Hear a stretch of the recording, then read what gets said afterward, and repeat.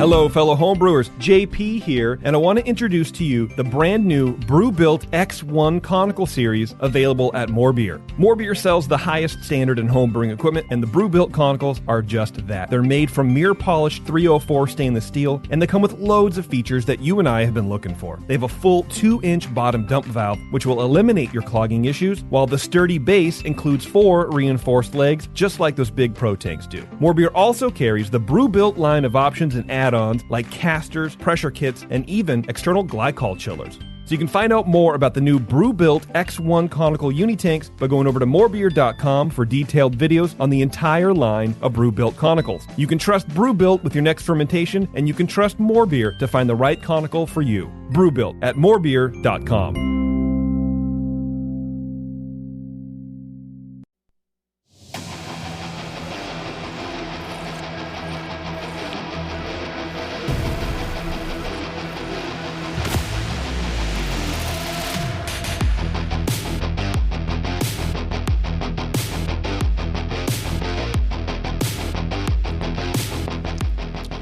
Hello, folks. Welcome to a very special session. It's Tasty Night, a 21 tap salute to our craft beer hero, Mike Tasty McDole. It's an event we're doing here at the Hop Grenade in Concord, California. So if you're local, you still have time to get here. If you're not local, well, you get to listen to this wonderful podcast, which I need to figure out how to put on YouTube real quick for those of you who want to watch.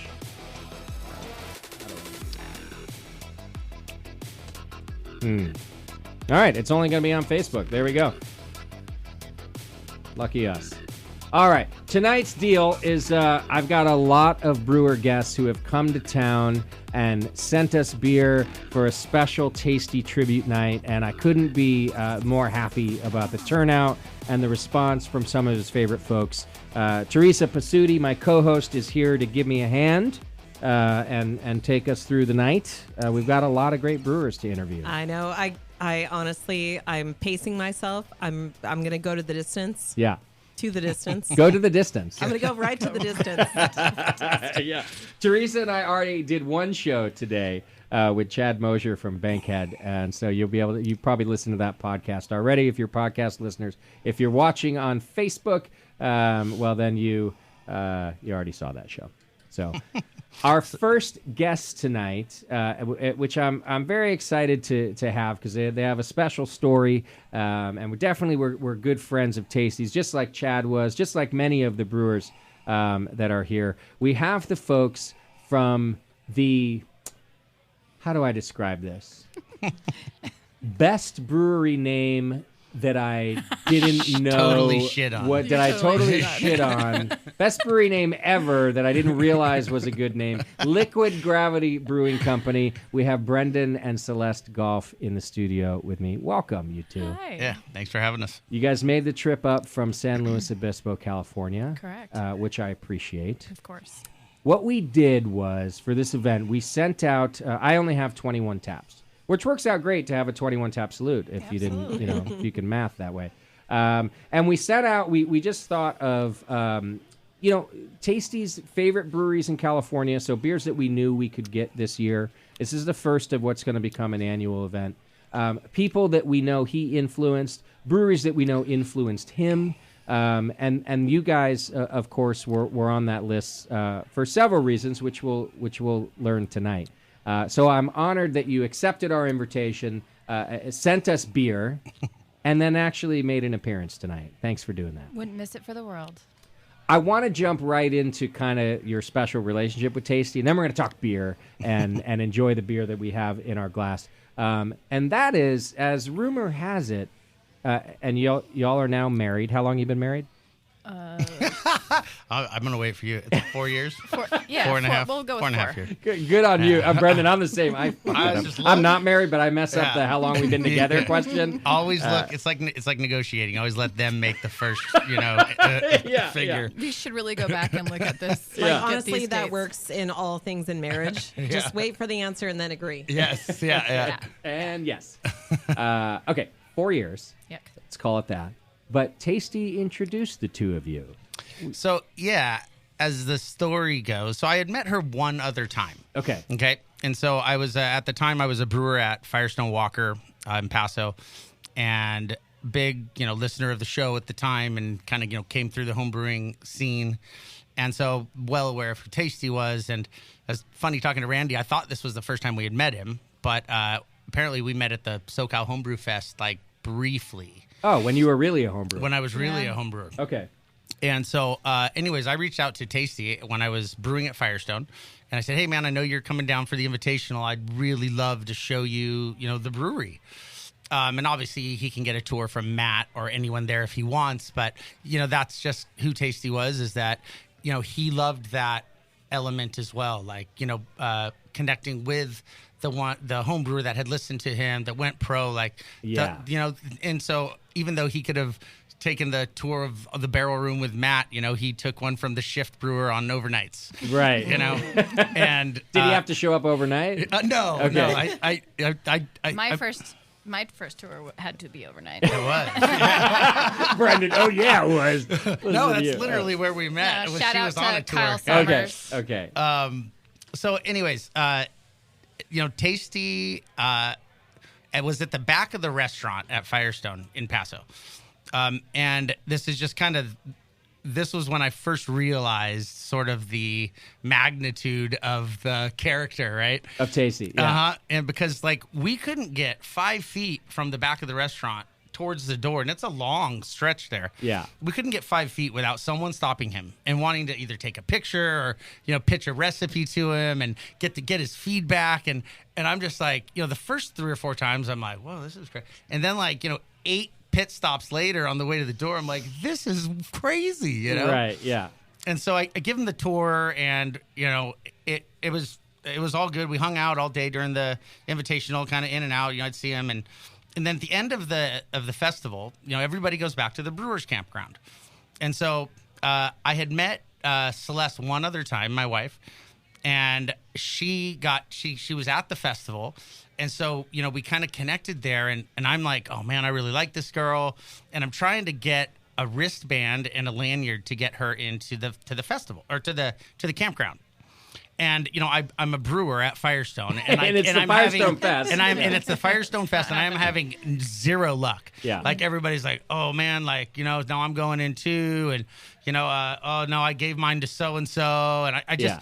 15 minutes, and Tasty sees me just scrambling, right? Because her and Celeste and I and Tasty had spent some time together during the fest, even just talking and hanging out. Yeah. And he sees me trying just frantically to get this girl a pass, and I still to this day don't know where he got it or what where it came from. Yeah. He just kind of walks up to me the same way he would hand you a tasty treat, you know, in the middle of a festival.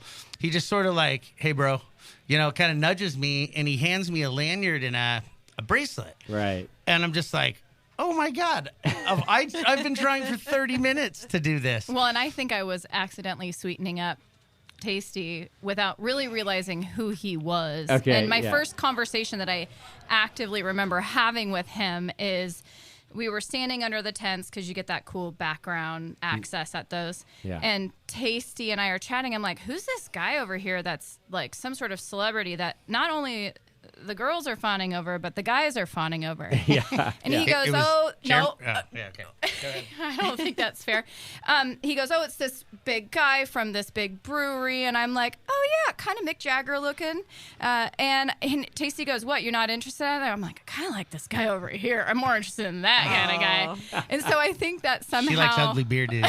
I think that somehow endeared me to him, and he went on the hunt. I can say who it was. Okay. It was Jeremy Marshall. He's a handsome guy. I know. He's a handsome guy. I fawn over him. I totally get it. No, you're like a dog compared to I know. Jeremy. We That's all are. That's what I'm saying. He dresses better than I us. know. Yeah, but Brendan looked like the kind of guy that was going to hit me over the head with a club and drag me back to his cave. Now by we know the your hair. thing. Yeah. And Caveman so stuff. Tasty, I can do that. I'm pretty sure I even said that line to Tasty. And he's like, okay, I'll like introduce that. you to Yeah. Brendan. Yeah, let's get Hottest this going. caveman. Yeah. But yeah, and then that night we had our first kiss, and Under the boneyard tent. It Nice. was under the Boneyard tent. Of course it was. She always, it's a better story. So I think the Pizza Port and Boneyard tents were together. They were together. Okay. We've always argued about which tent it was. I but see, the Boneyard yeah. tent's a better story. It is, yeah. So I'm going with that one. And so we, for, the entire existence of our relationship, sort of had this nickname for him of our facilitator. Yeah. We always oh yeah, he was the one who literally facilitated me and my wife, getting together that night. Yeah. And so, sort of to segue in, if we want to get into the beer, but Well, I do want to touch on that, the facilitator role, because it's a common theme for Tasty. And I don't mean to make it less unique for you. Oh, yeah. that's what he was. He was, and he was for everybody. And I guess the one bit of time I'll spend on a kind of a memorial part of Tasty is I got to go to his memorial service, and what I learned was that a bunch of his kids' friends and other friends throughout it, outside of the beer world, the common theme that they all told this story, and we're talking about over a 30-year span, Right. how he's influenced his kids' lives and their friends' lives, was all about him being this facilitator, this supporter. Yeah. And he was for me too, Yeah. how he really enjoyed perpetuating anybody's hobbies or career or even just giving you a little bit of advice on how you might do better in your life or your job.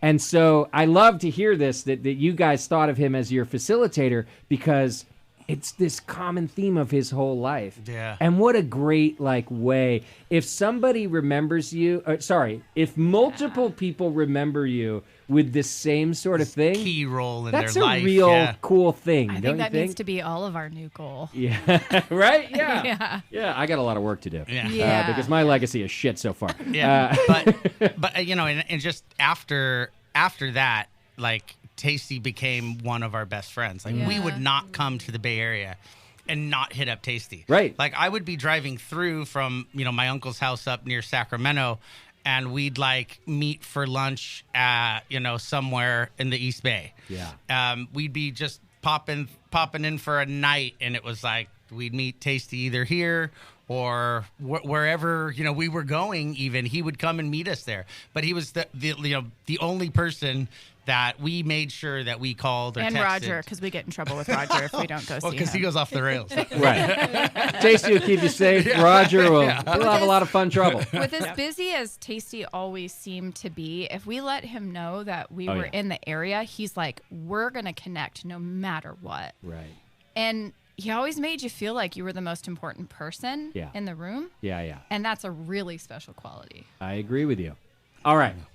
Because we're short on time, let's talk beer. And so you guys, I know you work together a lot, actually, but is there a special collaboration that is kind of unique to yours and his relationship? Yeah, so the first beer we ever brewed together was we, of course, called it the Facilitator. Nice. What else? We'll brew it next year. Yeah. Okay, good. And it was one of the things that both Tasty and I really, really loved was clean, clear West Coast hoppy beers. Okay. Right. Both of us had, and in fact, pale ale that 5.5% something. I'm drinking the Ghost Town Pale Ale right now. It's a nice beer. It's a nice beer. But that was, those little lower alcohol, 7% or not that that's low, but in the 6s or sub. And then when session IPAs sort of started taking off, all of them that I had were thin and watery and tasted like hop tea. And I don't like to use the word balance because the beers should still be so hop forward, but they should present with enough balance to make them drinkable. Yeah. And in even a 5.5% beer or a 6% beer, the alcohol can provide that balance, right? It has a viscosity and a texture to it that fills that void. And these 4% beers didn't have that. And so, it may have been planted in my mind subliminally hearing him talk about it, but the way I remember it is kind of coming up with on my own. Well, okay, what's it missing? It's missing alcohol. Well, what is alcohol? Alcohol has a little bit of sweetness and some viscosity and texture. Well, what can I use on the brewing side to mimic that? Okay. And these really light colored crystal malt, like a Crystal 10 or something like that. And I'm like, well. And then you get into, on a 4% beer, everybody talks about grist grain bills and percentages. And on a 4% beer, it sounds like such an insane amount to use where, like, okay, if it's an 8% beer, the same amount is half the percentage of the grain bill, right? When you say amount of crystal malt, right? Is that what you're talking about? Yeah. So like if we use one full bag, right? That's it's 4% in a 8% beer. Okay. Don't do that. It's a bad idea. Okay. But Yeah.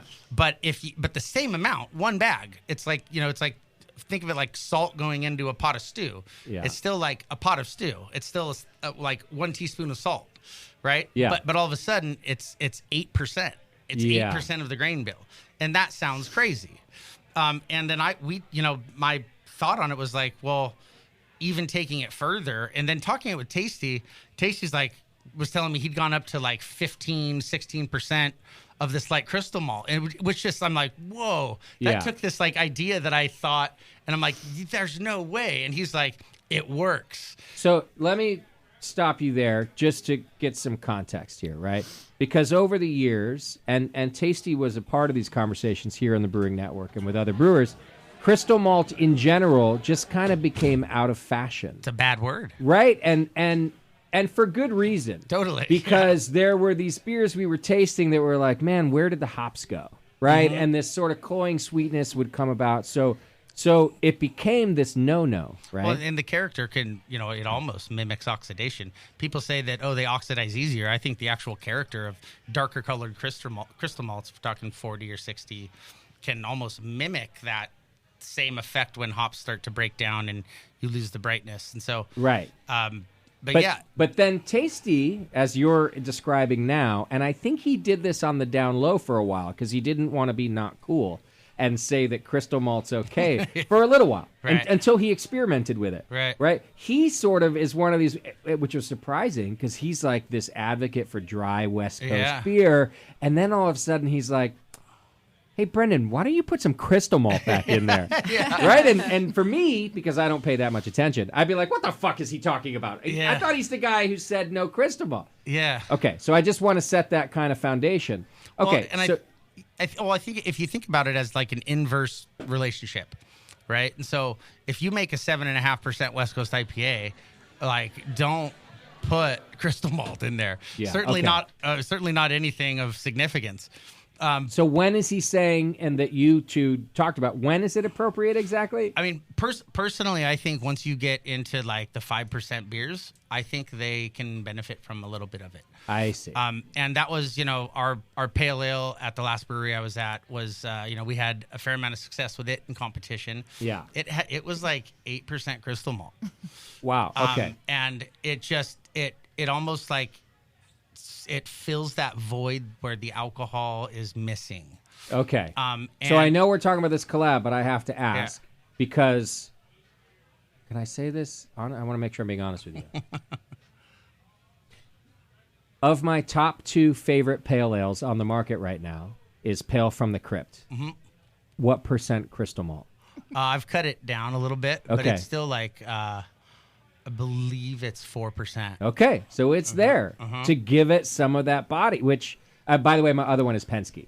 Just so you know, like Penske and Pale from the Crypt, I'm like, I'll drink these any day of the week. In fact, I do probably drink them any day of the week. And I'm trying to remember because they were 8 and it could be 2. It could be 2. It's either 2 or 4%. Okay. It's like 27. Somebody got a calculator. It's like 27 pounds or a half a bag. Okay, that's fair enough. Yeah, I just want to 20 barrels. I want to make sure you're practicing what you preach here. Yeah, Because I love that pale ale. Yeah. Okay, so back to the collab, the facilitator. Where did you land with that one?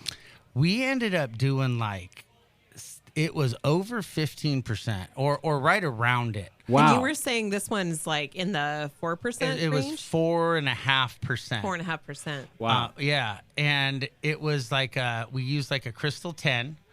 And it was, and if you taste that malt, it doesn't like, when you think of like what Crystal malt tastes like, I'm thinking like, you get those caramelized sugars and you don't get that in Crystal 10. It's almost it's more like that's honey. That's like a Munich malt. It's a little bit of color, a little bit of texture. It's not a lot of sweetness. Mm-hmm. Like it's that's a great malt, and you can use a lot more of it, so it's not causing like a huge amount of color, huge amount of like those oxidized flavors, like you were saying. Yeah, and I think that, you know, to hear him say that, I think he had done that on his one of his session IPAs. Okay. And he had said, he's like, no, bro, it works. Like, it was kind of this like, Right. Because it was kind of like this, like, hey man, like I kind of think this, especially because we had that pale ale that had more crystal malt than I would ever be comfortable putting in an IPA. But like, we brewed it, you know, when I brewed it was like, oh, it's 5.5%. We're hopping it like an IPA, like it needed something, and you know that crystal malt was like, God, it just works. And so I remember talking to him about the more extreme version of that, which is the lower alcohol, and then this what sounded like an insane amount of crystal malt. Yeah, and you know, in talking to him about it, he kind of gives me, you know, the same nudge I got with when he handed me the bracelet. He's like, and leans over, he's like, it works, bro. You know, just try it. Yeah. Well, this is one of the beauties of Tasty too.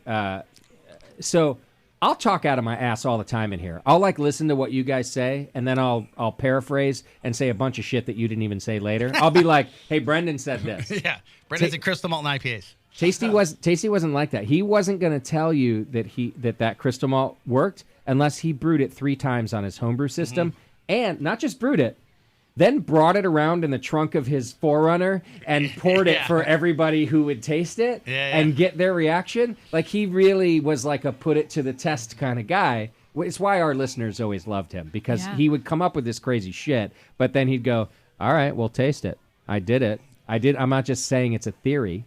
So by the time he gave you that, he said it works because he did it. Yeah, and it tasted like a 5.5% beer. There was none of that astringency. There was none of that like hop tea off kilter thing. Like, if you would have said this is a 5.6% beer, you'd have been like, you wouldn't have batted an eye. Right. And it was just, it was really cool to, you know, especially now to think back on that time, because it was. And the beer came out great? The beer was great. I still have people that come into Liquid Gravity that go, this is Brendan from Central Coast Brewing. And I was like, yeah, that's my husband. And they go, dude, his pale ales are incredible. Yeah. Are you guys never going to make Facilitator again? Oh, wow. Which is insane, because we've been doing our brewery for just over 2 years now. So the fact that people actually, I'd say a handful of times, have come in and been like, is he going to brew that again? Yeah. And I'm like, well, I don't know. now, especially after talking about it, I think everybody's going to be like, now you're on the hook, man. Yeah, we have to. I think there is such a place in the world for these low ABV beers, and done well. Like, it just is, it's such a great thing. And spring is coming. I just think you guys got to do it. Yeah. Well, I think that you do have to do it. And I do like that one of your flagship beers that I can always get is a pale ale. And you're not the only brewery anymore. Like that's Factions, Penske, like I mentioned, and other breweries, like pale ales having this renaissance. Okay, but you guys were a new brewery, and if I'm not mistaken, now you do have Liquid Gravity IPA, which is fucking fantastic. We have that here quite a bit too. But one of your flagship beers was this Pale from the Crypt. Yeah. And I don't know, at the time that you opened, that's a little ballsy to make it your flagship beer. Not that pale ales weren't completely out of fashion, but if it doesn't say IPA on it, people... I don't think it's my fault for pushing him super hard, but it's my favorite one, and I think I kept asking him, so like, good. hey, when are we gonna... You got to understand, too, is that, like, we did not make a pale ale, I think, for a year. Oh, you didn't? Okay. And Well, we did Ancient Melodies with Roger from Faction that's pretty true. early. Yeah, Okay. but we didn't have our own. Okay, yeah. So you and- did focus on Liquid Gravity IPA to start. Yeah, we were doing a bunch of different stuff, but like, you know, there was, you know, locally, everybody kind of knew that pale ale was like my favorite style in the world. It was too obvious. Yeah. Like, I didn't want to roll out with like, you know, the signature pale ale, like, you know, I'm trying to recreate, you know, it's like, no, let's like rebrand, recreate ourselves, have some fun, try a bunch of different, and it wasn't until I think that Roger and I got together to brew together, and Roger again is another great pale ale brewer, and another guy that loves that style. And it was like, oh my God, I haven't made a pale ale yet. Right. And it was then we brewed that, and I was like, wait, I got to make a pale ale. Yeah. And so it's become a regular. We brew it, I think, every other month or every 3 months or so. It's so good. That's a whole other fun story that we got to get together and talk about too. Is that beer? Well, it's I love it. We always get it when we get it 2 cases at a time, and the reason is my staff always buys the first case, myself included, and then we sell the other case. Yeah. It's got such a great story. And it's, by the way, we're talking West Coast Pale Ale here. Oh, yeah. Which fits into this like collab. Okay, so Tasty's like session IPA is a different take on a West Coast Pale Ale. Mm-hmm. He also loved West Coast IPA. And so the IPAs that I love and that you love and that clearly Roger with Penske File loves are West Coast IPAs. So, in other words, years ago, they would have been called IPAs. Right, yeah. Not necessarily by alcohol content, but by hop content. Yeah. Right? And now they're West Coast Pale Ales. Yeah. Which are delicious. Yeah, and I think that, it's the whole hazy versus West Coast thing, and we brew a bunch of hazy IPA too. Yeah. I just... What's Miami Heist? A double? It's a hazy double. A hazy double? Yeah. Good name. I'm gonna... Thank you. I actually like it. Yeah. Do you know that I've had people come into our tasting room, again, more than a handful of times on this one, and they go, I am so done with them, but I had this beer somewhere because somebody told me I had to have it. Yeah. And now I'm back on the kick. Yeah. So I brought a can home because I didn't read the can because I'm lazy. And I was like, oh, it's Liquid Gravity. And it's a double IPA. I'm in the mood to catch a little buzz tonight. So I brought it home and I poured it in a glass and I was like, fuck. Yeah.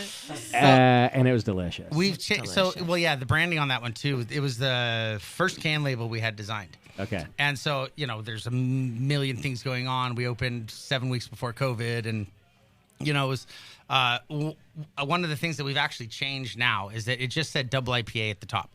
But if you rotate the can, it would say, Northeast or New England style hazy IPA or hazy double IPA.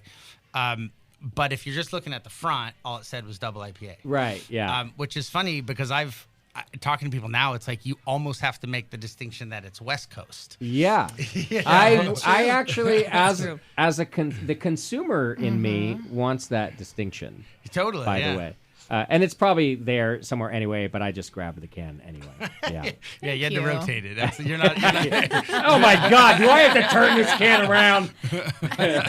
But we have changed that, Not that much actually. attention to detail over here. Yeah. It's a snazzy can, so it's hard not to pick up. It is snazzy. Well, listen, I'm not throwing you out of the studio yet, but I do want to say a few good words. Brendan, I've always loved your beer. I also first met you at the Invitational. Met you both there. Yeah. And you were brewing, I think, for Central Coast at the time. Correct. And the first year I met you, like the Central Coast beer was okay, and then the second year you fucking won every award at GABF, and you like turned the brewery around, and then I was like, cool, I can talk to him now. Yeah. Not really. I don't know if you remember, but like I just loved your Central Coast Pale Ale. I invited you to our beer fest just based on that beer alone. Like it was my jam. It was like I might go out on a limb and say it was better than Pale 31 sometimes. Yeah. So I was like, give me that beer. That beer in its heyday was so great. Special, yeah. And then very happy for you when you opened your own. The two of you opened your own brewery, and so I was working here again at the Hop Grenade during our shutdown when we brought in your cans for the first time, and I was like to my buyer, absolutely bring in Liquid Gravity. No, we haven't tried it yet. I give no fucks. Absolutely bring in Liquid Gravity. And I talked you up to every customer who came in. And my customers are always looking for something new. And so when they came, it was just an easy, again, my laziness, an easy sell. And they came in, hey, what should we buy? What should we buy? What's new? I was like, anything that says Liquid Gravity on it is what you should buy. And you lived up to the hype. It's just such great beer. Thank you. And we carry it as much as we can. We still rotate everybody, but you're in all the time. Yeah, and with that, I think spirit of what Tasty sort of embodied is like we are continually trying to just get better and talk to, Tasty was all about community, and it was like talking to brewers and finding new processes and new hops. And I was texting Justin from Ghost Town yesterday about like, hey man, your double IPA at the bistro was out of this world. Like, what the hell are you doing on that thing? Yeah. And it was like, that was just the sort of world he lived in. And I think meeting him so early on in my career, instilled that in me and is a huge part of the way I still operate. And so we're constantly trying to get better. And he was all about that. Keep recommending our beer. Well, and I will. And you're right about that. And by the way, all the best brewers we know have that philosophy that you can keep learning. And I've said this quote on the air before. I don't even know. Vinny doesn't know that this is my favorite quote from him because it happened 15 years after I met him. But he was telling me this story once about giving advice to a brewer about changing and learning. And the brewer said back to him like, well, I mean, I sell every drop of beer that I make. And, I hate that. Wait. But Vinny's response was like, and it's so perfect. He's like the perfect brewer for this response. Do you think that I don't sell every drop of beer I make before I ever fucking make it? Yeah. I'm fucking. Vinny's the wrong guy to make that comment. Yeah, too. like now I'm gonna paraphrase. Like if I was Vinny, I'm fucking Vinny Chilurzo. Do you think that I don't sell every? If I think of drops of beer, they sell. Yeah. His point was he's always learning too. He always wants, he wants to call Matt Brynildson and learn new techniques. He wants to. The guy listens to the Brewing Network because he wants to know what other brewers are doing. Yeah. And so the best brewers out there would never, ever say, well, I won an award for it, or I sell every drop of beer I make. They would never say those words. I've literally heard 100%. That, and every person I've heard that from makes shit beer. I hate to put anybody on blast, but that's the truth, and we won't. man. Right. No, yeah. I'm not calling anybody out. I'm just saying, and almost any time I hear that, it's like, it's not usually good. And it's what Tasty loved about doing the Brewing Network. Because he didn't love being in here with me every week and listening to my fucking bullshit. What he loved was teaching the listeners about making better beer all the time. Mm-hmm. So thank you for being here. Thank you for following in Tasty's footsteps. And we didn't cry. Doing what you did. Yeah. I told you I wouldn't. We were going to be happy in here. I got that out of the way when I saw Randy. Wait till I do my toast later, Celeste. I'm going to look right at you while I do it. Yeah. That's why I brought these. There we go. Ready? Before we go to break, God, I don't know. We're so woke now. I don't even know how to introduce you, Randy. Wait, hang on. Oh, yeah. Oh, yeah, there you go. Can anyone hear me? Can you introduce yourself? Can I just tell you right out of the gate, bro? Yeah. I'm Spanish. It doesn't have the same ring to it. It doesn't. Though. I've known that. That's the thing. I've Randy known the that. Spaniard? Randy the Spaniard. Ranyard. Okay, actually, Ranyard. no, you know what? Ranyard. Yeah. That's what we're going to do. Now that I have Wait, what just happened? Now that I have to be You've been careful rebranded. about everything. Yeah. You're now elevated to Randy the Spaniard. Well, I appreciate that. Good to see you guys, man. Good to see these guys in here. I hate it, but I'll do it. Well, I appreciate that the door was left open because for anyone listening, I walked in here without an invitation, and I did so because I have this invitation that was super important to me and special to Tasty. That when Celeste and Brendan got married, it actually went to Tasty's address and said Tasty and Randy. Oh my God, true. that was his date. That's true. It wasn't true. Tasty plus one, or it was like the invitation to the wedding was Tasty and Randy, That's and true. Tasty was so proud of that. He loved what we had become, and he was so proud of you guys. He loved everything that Brendan did, and you nailed it. You guys both nailed it in talking about how important it was for him not only to share his learnings with the audience of the Brewing Network, but he was as studious in everything that was said in the studio as he was a teacher in here. He was always absorbing. He was always asking those questions. He was always challenging and vetting his ideas with brewers. And we all know it led to some really amazing things. A lot of brewers, Brendan included, are humble enough to give a lot of credit to having him as a companion, as a confidant to bounce ideas off of and to work with. And I think it's fantastic. So proud of you guys. Thank you, buddy. I will say when Brendan and Celeste were still under wraps on Liquid Gravity coming out was literally the first time he had come back out after being diagnosed and being sick and everything. Yeah. And we went to Faction to the Brewbies Festival, and like he was so excited. We were off in the corner with Brendan and Celeste, like, so something's coming. Yeah. You know, we're not sure. We've got our hands on this property, and so yeah, so excited about what you guys have done. So Beers glad are you're here. fantastic. Thanks for coming out. Thanks for having us, Justin. No, I'm awesome. happy that you're all here. Okay, but before we go, the beer that we have on tap, because shit. that's also the point of tonight. Every brewer here, every tap line is dedicated to Tasty. So what did we put on tap from you? It's clearly a West Coast IPA, as it should be. Yeah, so the beer's called Killer Strategy. Okay. Strata. Strata. Yeah, okay. From the Strata hop. Yeah, so it's 100. Well, it's supposed. It's I can't help myself. I always throw a box of Mosaic and everything. I literally can't help myself. Even the brewers that I have, I'm like, hey, this one's 100%. And then they're like, we've placed bets, and they've like, I can't. Every time I get the text like, are you sure 100%? I'm like. Well, Even our staff knows behind the bar I have a cheat sheet. They go, well, definitely Mosaic. Mosaic and Every something beer Oh my is God. always the Mosaic safe and answer. something. Yeah. But it was like, it was all Strata in the whirlpool. We do a cool down whirlpool down to about 185 degrees with it. That was really the only hot side edition. Okay. And then it was big dry hop with Strata. About 3.3 pounds per barrel of Strata, and then 1.1 of Mosaic. Just clear, clean. Tasty loved those, sessionable IPAs, and I would kind of put it in that category.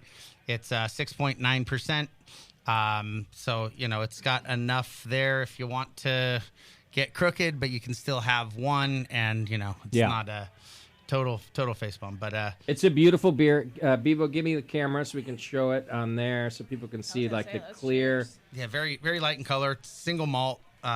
It's just 2-row and dextrose. A little bit of acid malt, but yeah. Oh yeah, is Yeah. that common for you in a lot of your West Coast IPAs? A little acid malt. We put acid malt in basically everything. So we start with about 1.5% acid malt, and then lactic acid has a lower flavor threshold than phosphoric does. So if we want to go above that, or if we need to go above that for acidification, we always use phos in the mash. But And then yeah. do you do that to like dry it out more? Is it a water profile thing? Like why? It's just a pH thing. Yeah. On those really yellow, and going back, not to rehash everything, but I really like San Luis City water. We switched from RO about eight or 9 months in at Liquid Gravity back to San Luis City water. Oh. And it has a nice little minerality to it. It helps keep those West Coast beers tight. But you got to be more careful with pH correction. And so if we were to add no acid at all, we'd probably see You'd be mash a little pHs high. up in the 5.5, 5.6. Yeah. We're targeting like 5.3 maybe in the mash, and then we typically acidify in the kettle as well. I think pH is one of the, for homebrewers in particular, is one of the most overlooked things. When they're like, well, why doesn't my beer taste like commercial beer? It's like oxidation and pH. Yeah. Those are like the two big ones. Makes sense. Well, I want to give a shout out to your flagship IPA because I think it kind of goes with the tasty style. It has So a little bit of crystal malt. as a little crystal. Okay, all right. 1%. It does. It is 1%. 1.25%. Yeah. So Tasty's favorite West Coast IPA of all time is Blind Pig, Yeah. which we have on tap here. And he was a big old Russian River fan, but Pliny was not his favorite. By the way, I'm similar to him in this sense. Your flagship IPA, I think, has the qualities of a Blind Pig that he loved, which are, obviously, it's clear, it's hop forward, but firm bitterness. Not overly bitter. That's not like a 200 IBU beer, right? No. But Vinny and Tasty Bolt, like they believe in a firm bitterness when it's a West Coast IPA, not the soft bitterness that has become popular now with our hazies sherbet and stuff. IPAs. Yeah. And nothing against those two. Like I've admitted, I like yours. Yeah. But I do think that he would have loved that beer too because of that kind of similarity to being a true traditional West Coast IPA. Your Liquid Gravity IPA is that. Yeah, we do bitter that one. That's one of the few West Coast beers that we actually do put a bittering charge in. Oh, right, like your 60 or 90 minute. Yeah, it gets a proper 60-minute addition. We're trying to kind of find that marriage between modern hopping techniques and sort of a little bit of that classic feel with that bitterness that hangs on a little bit. Yeah, love it. All right, buddy. Celeste, Brennan, thank you for being here. I appreciate you and for sending beer and being a part of this. It wouldn't be a Tasty Night without you. We love you guys, and we love you, Tasty. All right. 21 tap salute. Randy the Spaniard, I think we're going to hear more from you tonight. I'd like you to come in and out if you're unless you're leaving. I'm here all night. I'm here till you kick me out. If you see that finger go up in the air, just follow wherever Randy is going.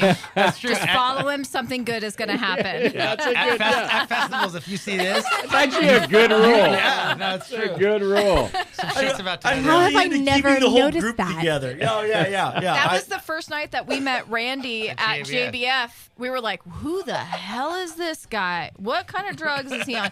And Tasty goes, he's not on anything. Follow the finger. We did. Follow He the has finger. taken me behind the curtains at so many beer festivals with that finger, and I've never paid attention to it. If we weren't as It's the woke as Freddie we're Mercury supposed to be, move. I would call out that sentence so many times. God, I didn't even. Randy has taken me I love behind you, the Bevo. curtains with that finger so many times. Hey, you know what? You and me both. I didn't Bevo. even realize I said that. Hashtag glory pour. We're going to take a quick break. When we come back, more of the Tasty Special right here on the Brewing Network. Hang in there. Oh, man.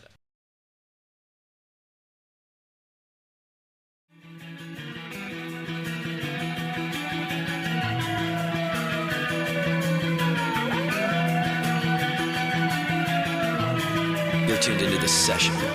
Because life's too short to listen to crappy radio. All right, welcome back to The Session. A wonderful night we're having here. A special night, near and dear to everybody's heart. The Hop Grenade is full of Tasty fans and friends, which is just really, really cool to see. It's why we did this event. SF Beer Week, I think, was the perfect time to do it. People want to come out and celebrate. And what better thing to celebrate than the impact that our friend Tasty McDole had on craft beer and home brewing. And my next two guests fit both of those bills, craft beer and home brewing, as well as our Edition co-host, Doc is in studio with us. Welcome, Doc. Hi. Good to be Welcome back. It's good to see your face. Hey, it feels good. Yeah, even though your face looks like your brother's face. Well, he's out there. He is out there. Yeah, you guys have the same facial hair now. Oh, yeah, it confuses people now. Definitely. I'm glad you're here again. You've been friends with Tasty for longer than I ever knew him, and so just great to have you here to help us do this beery tribute. You guys used to homebrew together and learn to homebrew together. Yeah, we started it with More Beer in the very early days in the mid-'90s. Okay, wow. And Jesus. Yeah. Were you born yet? No, I wasn't. God, I wish I could be like the rest of my staff, born in 95 or whatever. No, Yeah. I'm old. I just wasn't homebrewing that long. Yeah. Yeah. Yeah, when More Beer was just in its infancy, we were there. And all the the Doe's time. Homebrew Club in its Exactly. which you were both members of. Yep. Yeah. Including one of my guests right now, Matt Sager was a Doe's member. Yep. Yeah. Matt Sager, now of Danville Brewing Company. His beer is on tap with us here tonight. Have a couple, yeah. Definitely a great friend of Tasty's and a homebrew club member turned pro. Absolutely, yeah.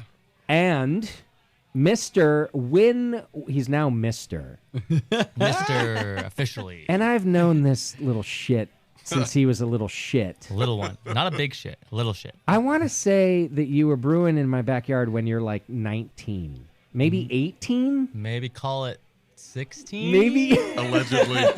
Yeah, 16? I'm going with 16. It might have been younger. Back when we had the Rat Pad, our first studio, Doc. Yeah, in that nasty backyard. In the nasty-ass backyard, but I had a homebrew set up there. Yes, I blame it all on Chad. Chad, yeah. That's the first time I met you. Chad brought you to a Doe's meeting, and I thought, is this guy old enough to be here? Oh, I don't know. We're To like, be there. Maybe not. Yeah. I was like, man, all this beer looks really great. Looks really great. Yeah. Because I'm not tasting it. You didn't take, not at my I was house or so anywhere responsible. else. Did you taste anything? Dude, Chad would not even let me pitch the yeast to the first because they all knew my mom at EJ Fair. So like, all right, we don't want to get in trouble with Becky. Like, Oh, good we're not point. pitching the yeast win. Yeah. Like, okay, you're on top of things. All right, I'll finish the official introduction. Win Weisenhunt, now of Wondrous Brewing Company, less than a year old, I think. Correct, yes. In Emeryville, California here. But Win has had a... I'm going to make fun of him a lot tonight, but honestly, he's like an old soul in brewing. And having started home brewing that early, you were really into it from the get-go. Made friends with Chad and Tasty, who sort of, I don't know if it's okay to say, took you under their wing. Something they Fully. just really liked you, and Yeah. they could see your ambition in becoming a pro brewer even at that age, which you followed through with. Yeah, it was kind of it was very like coming from the roots of here was always a great, it was a bit of a trip, but there might have been a little bit of a weed involved in the whole situation there that kind of was the glue to all of us together, but it kind of just worked out. And brewing with Chad at the Rat Pack, literally our first ever brew, my first ever part of a brew was with Chad at the Rat Pad on Jamil's old one of the first brew sculptures, brewing a Dortmund export. I had no idea what anything was going on, right. And I just left with a little notepad of things to do. I came home, I was trying to figure out what was happening, how the liquids were flowing in certain ways, and it just stuck. It just kind of was a super amazing. And you fell in love with brewing right away. Fell in with brewing, fell in with the people, kind of coincided. Just the people, the beer, just was a big cohesive project that I was just this is something that this is I'm down with. This sounds cool. Okay. Yeah, well, yeah. before I pour any praise on you, I want to fast forward to what just happened this past weekend. This fucking kid. This upstart young man. This upstart young man. Yeah. You son of a... This upstart Yes. baby child of a brewer just won the Bistro's Triple IPA Fest in his first year as a professional brewer. You guys can clap. I say fuck you. You don't get to, I don't know why. You can't win Same. that in your first year. Win? Hey, it was a little bit of intention to it. I mean, that was a festival. I've at my other at Bartlett Hall when I was head brewing there. It was always a dream / life achievement to get a medal there. So trying so hard, just developing recipes and the whole brew to kind of cater to the judges. There's a very specific set of judges for that event that you kind of have to all right, you kind of see what they're into. Mostly, I leave that event in a depressed mode of fuck, I didn't win anything. I'm gonna go to the dive bar down the street and drink Jameson and High Life and just I'm fucking bummed. I put my whole life into this beer and nothing happened to it. So it was a bit of it was unreal to kind of to be there. You're saying with other breweries, because you've been with other professional breweries. Correct, yeah. Okay. So you've entered before as a brewer for other breweries. Correct, yes. Okay. So I had beers in the competition at another brewery. I'll give you that street cred. Sure, This is not your first commercial showdown. Yeah, I was actually talking to my bartenders before the festival. I was this is probably our best chance right now. All the other beers were kind of okay, but I kind of hit all the right knobs and volumes and everything to make this beer where we want it to be. And there's so many great beers there. Every brewer it's a tough competition. It's a tough one. I'm making Very fun of tough. you because I'm jealous of your early success. It's a bit intense, and I think Mr. Tasty had some fuckery, majestic magic going on with that it could one. have been. Potentially. He's sitting on your shoulder all the time. I think so. He loved him some Win Weisenhunt. It's He really did. It's just crazy because Natalie and Vinny were there from Russian River, and in the last 12 years, they're always busy with the younger, so they're never there at the event. So for them to be there, they won 3 awards. They cleaned up because they're always amazing, and it's to get off stage and to kind of hug Vinny, and just this is just such a trip. And I was hanging out with the OG chef Bruce, and he's Tasty's up there Hell watching yeah. this shit right now. I'm yeah, you're fucking right, man. This is so crazy. So yeah, it was a very a lot of this, a series of fortuitous events, and it just Okay. Yeah, well, it's crazy. then, in all seriousness, because you won the actual AAA, triple IPA. You won first place for triple IPA, judged. They also do Judged. a People's Choice. Yes. And it deserves mad props. It's an Thank you. it's an important I event in appreciate it. craft beer, and I'm proud of you. And since that was like your whole goal in life, I guess you can retire now. Yeah, I'm dead. I'm You're- done. nothing else Whatever. will matter. I'm quitting. You- Wondrous is closing down. Like, well, boom. you've just had a child. Yes. Okay, so the happiest day in your life. Now with the happiest award in your life.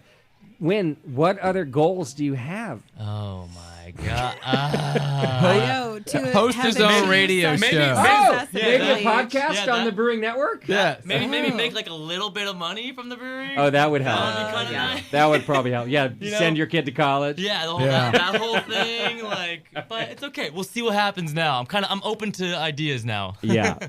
Okay, well, we have a lot to talk about with everybody in the room. Yes. But why don't we talk about the beer that you gave us to put on tap tonight? Of course. What's it called? So this beer is called Eternal Echo. It is our. Hang on, don't say what it is yet. Because I Gotcha. want to. I just want to chime in real quick because I think I'm wrong about what I thought it I was. might have heard that you were wrong. So I did an Instagram video earlier today, and like I normally do, I don't prepare, so I just tasted it on air. Of course. Okay, but I'm just going to stand by my statement. I And like then it. I made my statement to my buyer, Lewis, who coordinated the beer with you. Sure. And he said I was wrong too. When I first smelled it and tasted it, and Doc, you can chime in on this. Do you have, here, I don't smell have mine. one. Smell mine. You can taste mine if you don't have the Rona. You're the germ phobe. Goddamn, That's all. We all have the germs nowadays. I thought it was at least close to like a Janet's Brown clone because Sure. so I look at the color and I'm like, Yeah. okay, brown. It actually looks darker than So, brown yeah. in this, but I had it in a 4-ounce sample, so it Of looked course. Yeah, brown. there you see the light. Everything. I smelled it and I'm like, okay, hoppy, malty, like hop Sure. forward malty beer. I took a quick sip on my Instagram live and I was like, oh, I think it's kind of a tribute to Janet's Brown. Okay, Sure. but that's not what you It's have it not what it listed is. at, and it's not what it alright. is. We brewed our Janet's Brown collab, or with Lee came out. We brewed the Janet's Brown. It was awesome. We brewed the OG recipe. Cool, Very hoppy. okay. But this one, yeah, I mean, like, you know, like as we brew our dark beer is definitely more kind of guided towards like the chocolatey toffee caramel type vibe rather than like the dark roasty kind of black malt type of thing going on. So Okay. like I totally see like the brown ale like coordination with this, and like this beer finishes like, you know, on the drier end as well. So like It does. It, you know, I can totally see, you know, it has a little bit of like zest pop to it. Like there's a little bit of hop bitterness to it. There's like, you know, some chocolatey, like, you know, like some sweet malt character to it. But like, Yeah. it's definitely comes off as like a sessionable, like dark-ish beer with some hops to it, which I don't blame you for it. So that was my confusion. Yeah. But this is actually not even an ale; it's a lager. Not, yeah. So Okay. we've been doing a lot of lagers at Wondrous, which you've been loving. Like it's been a huge, awesome thing. Like it's what I'm super passionate about. And yeah, we kind of call it our we're using our house dark lager. We kind of have two house beers, our Hellas and our Wondrous Hell Eternal Echo dark lager. And it's just like a beer that, you know, like I'm not a huge dark beer drinker myself. Okay. So like kind of like this beer is a tall tale of like, you know, what I like to drink in a dark beer, keeping it I guess like on the lighter end, keeping it on the hoppier end, keeping it on like the chocolatier end, and like not like I'm super sensitive to like roast astringency and just Okay. just like burnt popcorn flavor. I personally cannot do that. So I see. just wanted to keep it light. You know, there's a lot of Is there no roasted malt in it? there's no roasted barley, there's no black patent. There's a good amount of like English chocolate. There's you know, like German, like, you know, Carafa special, like dehusk, like, you know, darker malts in it. Like we're doing the cap mash to it. Which is to sprinkle those things on the top of a mash? Yeah, so we mash in with all of like the normal grains, and like as we're lautering right before we sparge, we add in like some Carafa S, the special 3, the dehusk 3, the super dark one, and that just kind of, you know, hopefully lends a little bit of like just kind of darker color and less flavor. So it's pretty much just for color. Yeah, it's almost like going like black IPA wise. It's like, hey, we want this beer to be like dark and just like look, you know, visually that, but like, you know, kind of keep it like light and dry and frothy and just like drinkable as hell. That's Yeah. kind of like the whole idea with it, because it still finishes on the drier end. It does. And yeah, just overall like drinkable beer. You know, maybe like, you know,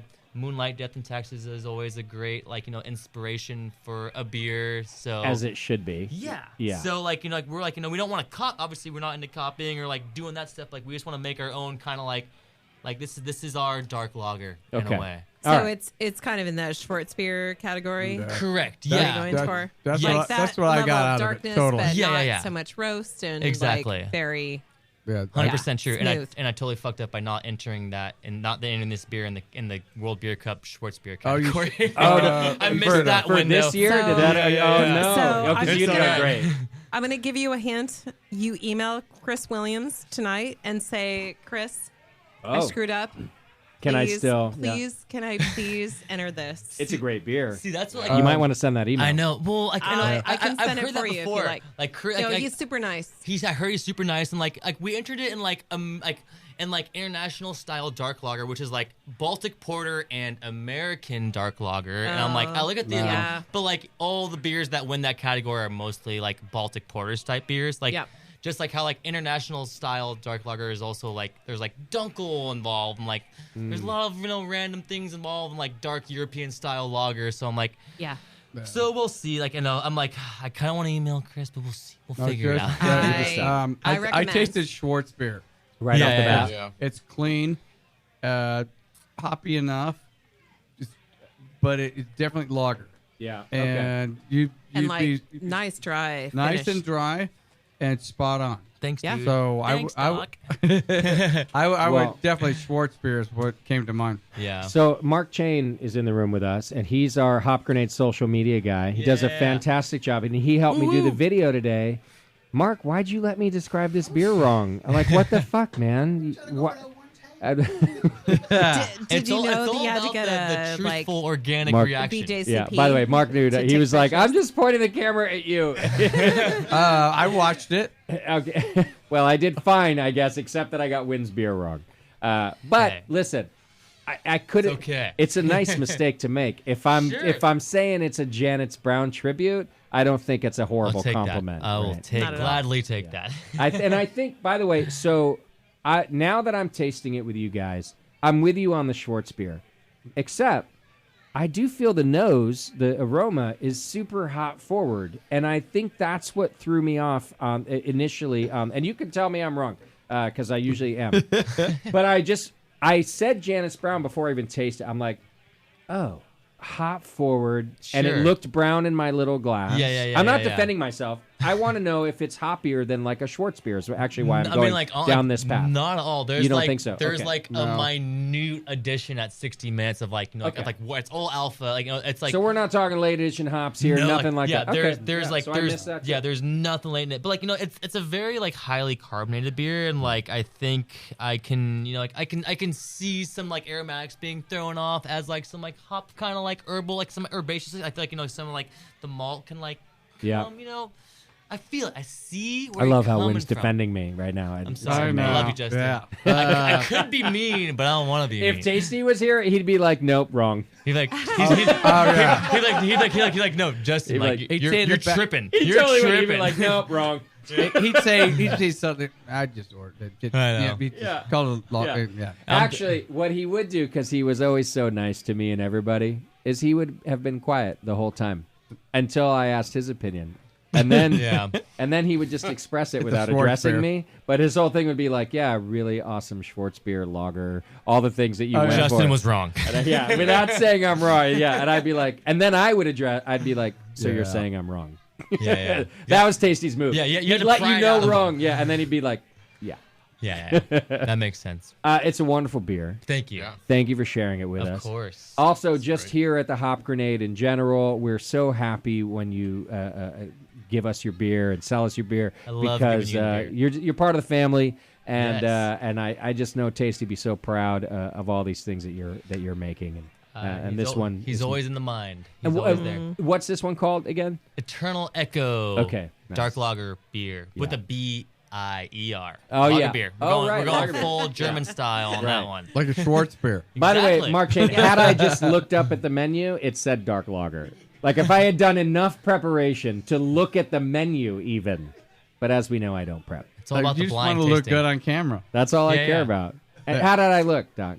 damn good. Thank you. Priorities. It was smooth. Hey, to we the can't all point. be beer experts, okay? Some of us just have to look good. God damn it. All right, Matt Sager is in the room with us as well. Another Doze member. Yep.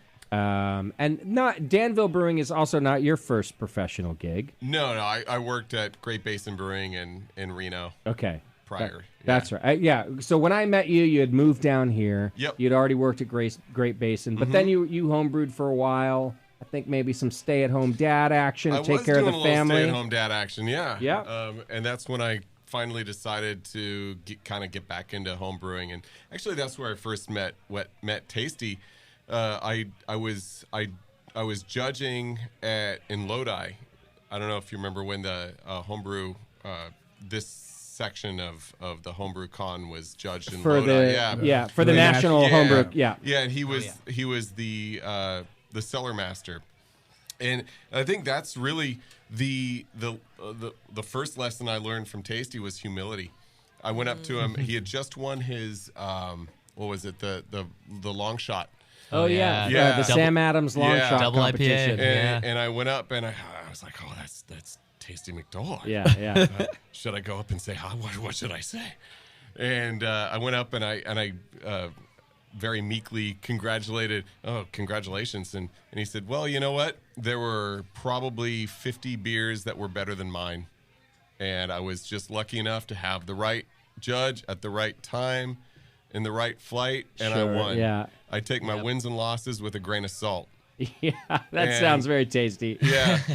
It also was a great fucking beer, but but he's not wrong about those comments. Right. Yep. So, I actually happened to be. I judged Janet's Brown that year. I was on that flight. Okay. As a judge, and I always hated having to put my email address, your personal information on the score sheets, because I don't want people knowing who I am. Yeah. You know? I thought that was optional. Especially if you want to give some like real, honest criticism and feedback. Yeah. Yeah. But you have to remember, everybody wants the real, honest feedback. Yeah. Exactly. So 100%. I get But you don't want them to call you about it later. Right. Yeah. I know, but also you do. You do? Oh my God. I'm like, fuck no. Well, and that's what I'm getting to is that, after the results came out a couple months later, I have an email in my inbox from Mike Tasty McDowell saying, you judged my, the subject was, you judged my beer. My heart dropped. Oh, shit. Oh, man. I'm like, oh, fuck. So I open it up, and turns out I actually scored it probably I think it was like a 45. It was an excellent. It was an awesome beer, right? As of course. And he said, he told me about how he loved the feedback that I gave him, and I hit all the high points and the low points, and that he'd love to meet up with me to talk recipe formulation someday. Of course he I turned did. to my wife Wow. and I'm like, Oh, man. oh my God. Are you kidding me? Yeah. So, that's how And you met up with him? I met up with him. He actually invited me out with Chad and Randy. Yeah, Randy the Spaniard? Yeah. Randy the Spaniard. Yeah. It happened to Randy's out there. Yeah, I He know. is. He's going crazy. It happened to actually be on April 20th when he said, I'll pick you up from your house. Me and Chad and Randy will pick you up at your house, and we're going to head into Oakland. We're going to go this, there.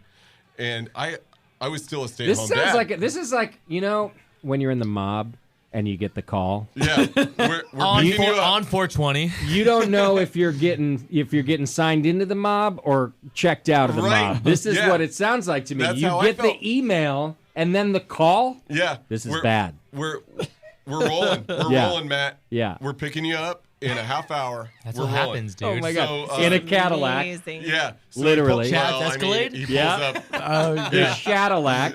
Yeah. They pull up, and I'm still, playing the stay-at-home dad gig, right? And our daughter is, I think, 2 at the time, and we're heading down 24, and we're just there's fucking smoke blowing from there is. Tasty-mobile. Weird. Yeah. Yeah. And it's been a while since I rolled like that.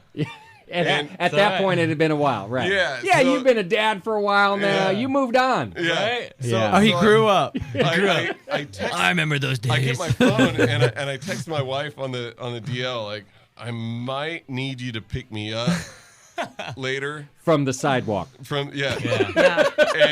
And even though she says she didn't use these words, she said, I need you to not be a pussy. Yeah. And because I'm not getting our daughter out of bed to pick your drunk ass up. I love this so answer. Hang with these Hang dudes. with the boy. Yeah. Don't be a bitch. Yeah. Don't be a bitch. Yeah. Wow. And She is my hero. Yeah, right? Bevo does that to Sam, Right. too, but he doesn't listen. Oh, yeah. He's like, no, pick me up later off the sidewalk. Yeah. This sounds like my best life. Yeah, pretty good. Yeah. But from there our friendship flourished. Yeah. And there's been so much that he's taught me, and I gleaned not only knowledge about being a brewer, but being a husband and a dad, and For real. goddamn. Okay, right? so, and I'm going to just take a note from you there, because I did say this is not a memorial, but I did this Yeah. in the last interview, too, actually, because I love that you said that, where he taught you about being a husband and a dad. And I think there's some little insight that we can give into Tasty. Mm-hmm. And it's insight that I didn't learn until after he passed. So at his memorial, which Doc and I were lucky enough to attend, Mm-hmm. and again, I said some of this in the last segment, what we learned from other speakers outside of the beer industry, that all of the qualities we loved about him, the way he supported people and promoted people, he had been doing for his whole life. Yep. When he was a Little League coach. His son's friends stood up and spoke so not just his sons, their friends, and talked about the support that he gave them. And his own sons stood up and talked about the lessons he gave about being a husband and a father. Yeah. And he was never overbearing about it. He wasn't the guy who said you're fucking up. He wasn't the guy who was like, I think you... He just, would in the Tasty way, just like he gave us beer advice. Maybe or I should like do this or that. Yeah, very very classy, very like nonchalant. Yeah. Like, hey, like maybe you should try that. And Yeah. like it's like, damn, you're fucking right, dude. Like, no way. Like, you need to be more assertive. Like, god dang it. Like, you're like, I need more of your information. I need more of your help. Like, it's so good. Yeah. Yeah, Or yeah. if maybe you were having a beer with him and you complained about being a stay-at-home dad, like whatever you complained about that day. I don't know what. It doesn't matter. And he'd do what you just said. Yeah. He'd be like, yeah, well, maybe it's like this. You're like, God. And man. whenever Tasty would do that, you'd kind of go, motherfucker.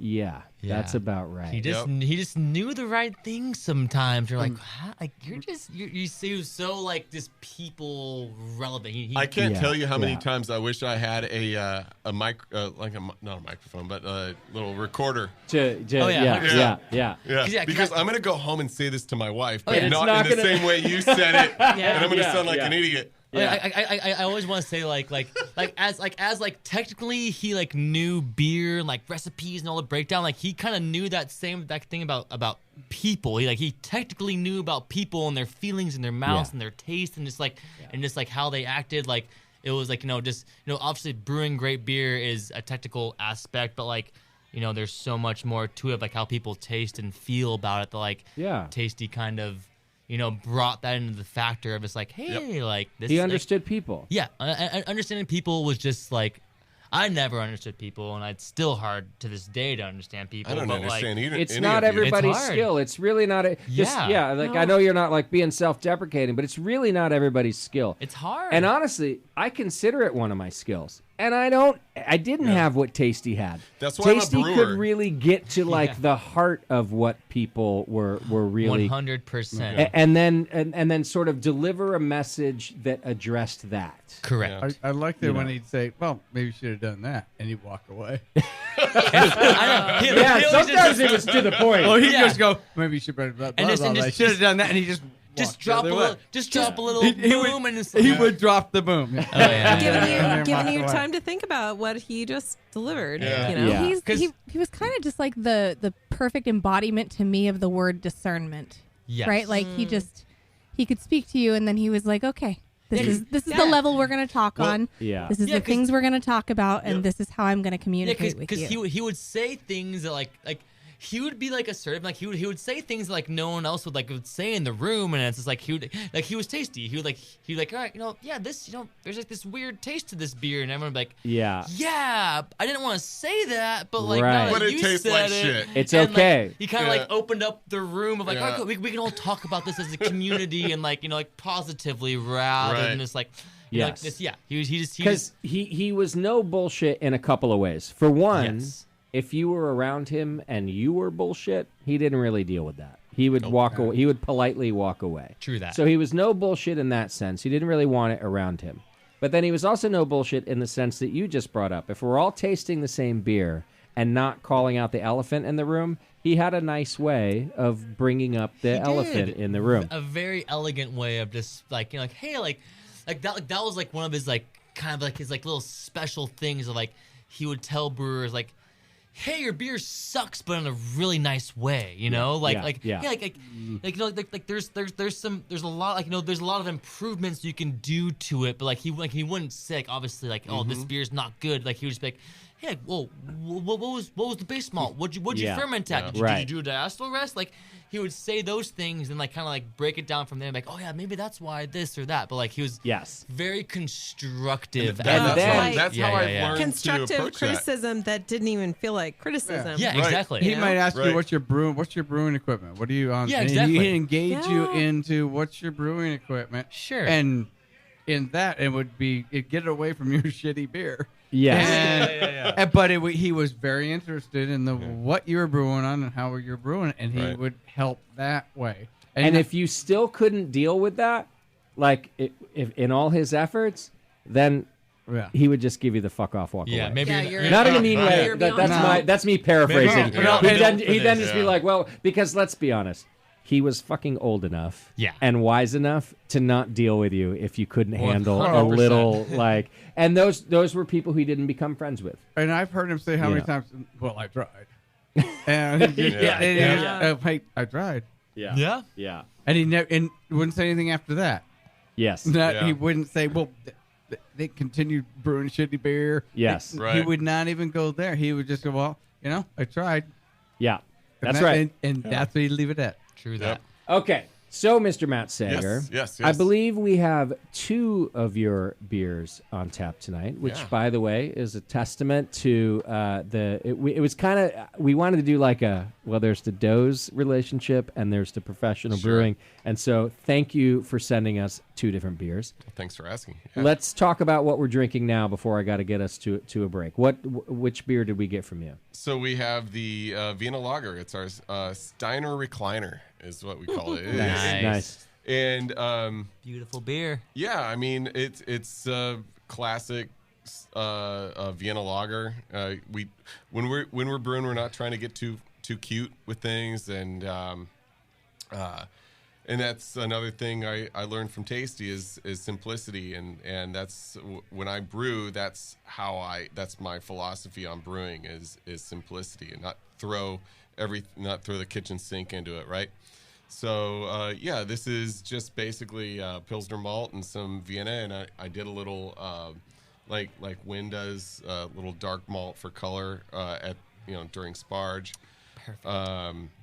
Or not dark malt, but roasted barley. Just for color. Just for color, yeah. And I'm really proud of how this turned out. It's a great beer. Yeah, thank you very much. Awesome. I'm a Vienna Lager fan. Yep. But we don't always get good Vienna lagers, so No. sometimes it's hard to be a fan. Yeah. I will admit that's changed in recent years. Most of you craft brewers have just gotten so good at your craft that Vienna lagers have become a little better. But, they used to be just kind of sweet and shite. Doc, malty. I'm just glad there's lagers. Yeah, Thank you, Doc. This is all for you. Yeah. Oh, yeah. I'm stoked that both Wynn and I brought lagers into this studio. So. I know. I talked to Lewis. I was like, "Damn, there's a lot of hoppy beers on tap today." I'm like, "I'm glad I brought you a dark lager." Heck yeah. Obviously, Tasty would be loving the hoppy tap list. But But he also loved lagers. Let's Exactly. not. Yeah. Let's You know make what? no I mistake. think Of course. yours or mine would be one of the first beers he would get. he would be. Yeah, he'd be stoked on those 100%. Yep.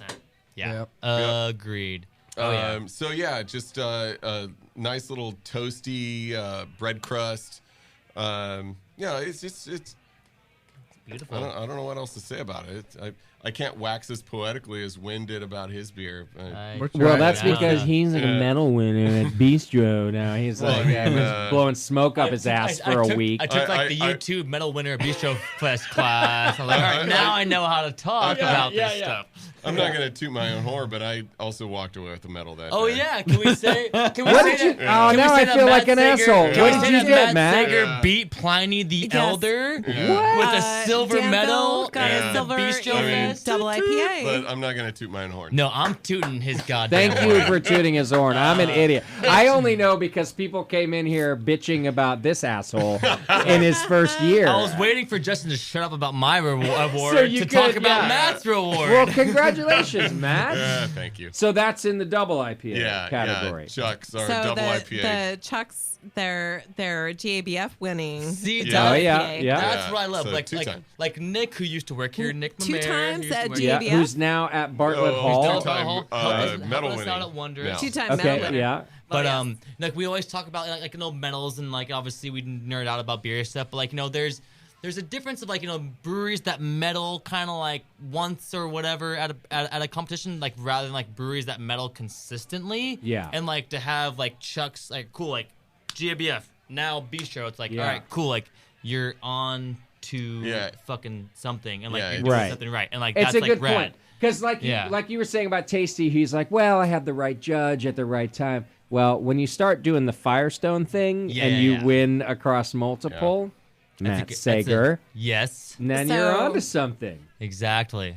So Matt is my neighbor at GABF because Crooked Lane and Every Danville. year. Oh, Like, cool. Alphabetically. Yes, alphabetically we work together. But yeah, this beer, it's a huge deal. Like for me, like we didn't enter Bistro this year. I will next year because like I didn't meet the deadline or do all the things or whatever.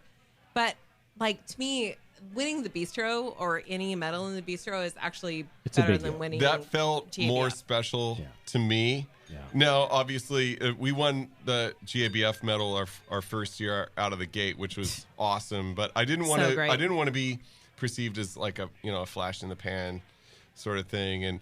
But last weekend, standing with Wynn and Natalie and Vinny on the podium was probably the pinnacle of my brewing career. Like, that's amazing. That It's is a big trip. fucking Like deal. Vinny and Natalie are never there. They're always busy. It's just like That's one of my favorite pictures, Yeah. and I'll treasure it forever. I'm gonna frame it. Yeah, it's just craziness and like. Well, let's be clear. Wynn could still be a flash in the pan. I could be. You're clearly I don't know. not. Okay, I didn't but win this, anything the last This GABF. brewer child could still be a That's flash true. in the pan. And you've made it to the top, so you might as well just get in the bathtub and open up your wrist. Slice, let it flow, slice them over. It's all over. That got dark. Yeah, it did. That got dark. Welcome back, Doc. This is why. That's why we've always loved it. No, it's just beer culture. He puts it in just a way, just some kind of way. Exactly. Just make it happen.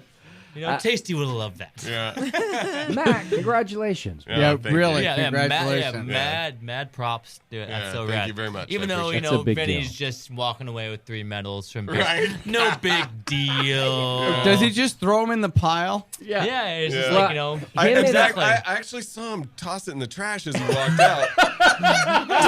Fish it He out of gave the it to a trash. homeless guy. It was just like, Hey, do you have we're any at the change? bistro. Yeah. Trade that in, it's gold. Oh, no. Gross. I'm not You trying know, to- I cannot believe that the two of them don't get excited about winning a great award like that. Yeah. I don't care who you are. I don't care how much success you've achieved. Like you're gonna get excited about that thing. Especially that Really will. festival, and he and Vinny had said some really nice words about Vic and the bistro, and the bistro is why they originally brewed Pliny the Elder. Yeah, I mean, really? There's a whole history of he got up on stage and was like, hey, yeah, we kind of kept brewing Pliny the Elder because of Vic at the bistro. So Interesting, thanks, Back Vic, when it was because like our planning like wouldn't like 6 be or a 7 thing. breweries, yeah. Yeah. Like there was like Sierra Nevada and like there was like whatever 5 other breweries on the first ever Bistro Fest, and now there's like 100+ beers there. And it's a trip. It's like it's crazy. So that makes it all the more special to medal at that, and it is. And to see the heavy.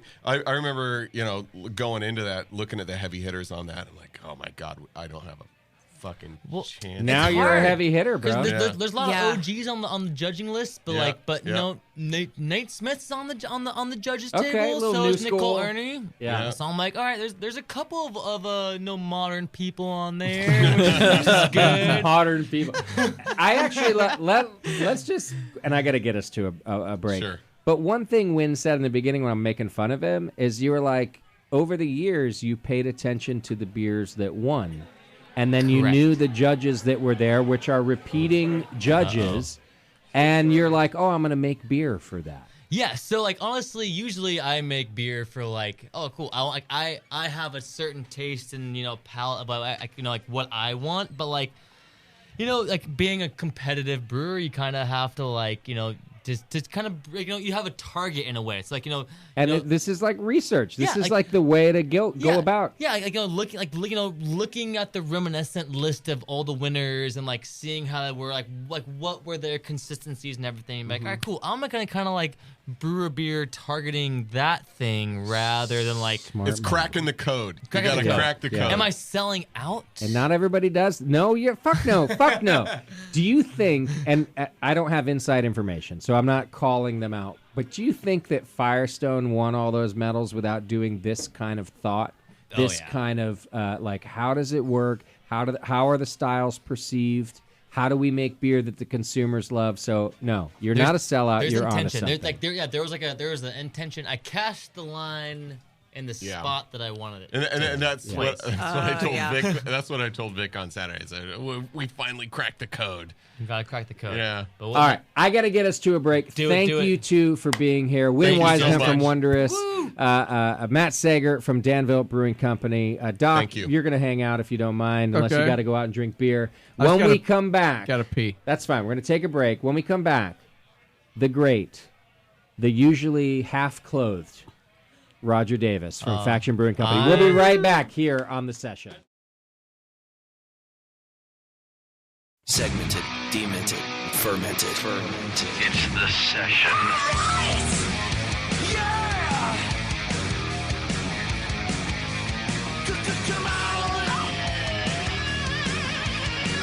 Welcome back to The Session, a very special session. It's Tasty Night, a 21 tap salute here at the Hop Grenade, and we've got more brewers and guests in here to talk to you.